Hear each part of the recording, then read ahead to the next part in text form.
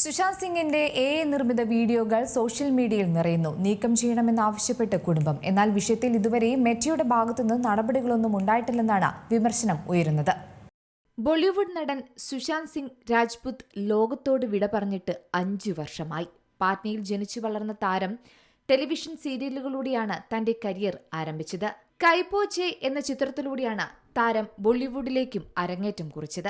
മികച്ച നവാഗത നടനുള്ള ആ വർഷത്തെ ഫിലിംഫെയർ പുരസ്കാരവും ആദ്യ ചിത്രത്തിലൂടെ സുശാന്ത് സ്വന്തമാക്കി.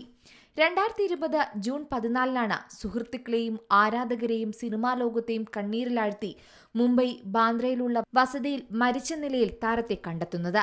മാസങ്ങളായി കടുത്ത വിഷാദത്തിലായിരുന്നു സുശാന്ത് എന്നും ഇതാകാം അദ്ദേഹത്തിന്റെ മരണകാരണമെന്നും മരണശേഷം പുറത്തുവന്ന റിപ്പോർട്ടുകൾ സൂചിപ്പിക്കുന്നു. കടുത്ത വിഷാദ രോഗമാണ് താരത്തിനുണ്ടായിരുന്നതെന്നും അത് അദ്ദേഹത്തെ സ്വയം ജീവനെടുക്കാനുള്ള കാര്യങ്ങളിലേക്ക് എത്തിച്ചുവെന്നും റിപ്പോർട്ടുകൾ വന്നു.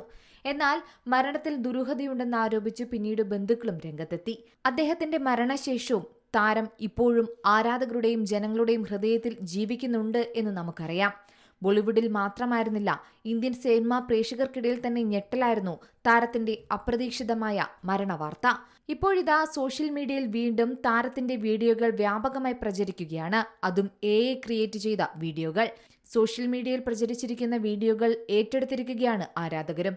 സുശാന്തിന്റെ മുൻപുള്ള ഇന്റർവ്യൂകളിൽ നിന്നുള്ള കട്ടുകളും ശബ്ദങ്ങളും വെച്ചുള്ള വീഡിയോകളാണ് കൂടുതലുമുള്ളത്. എന്നാൽ ഈ വീഡിയോകൾ പ്രചരിച്ചതോടെ പോസിറ്റീവ് അഭിപ്രായമല്ല താരത്തിന്റെ കുടുംബത്തിനുള്ളത്.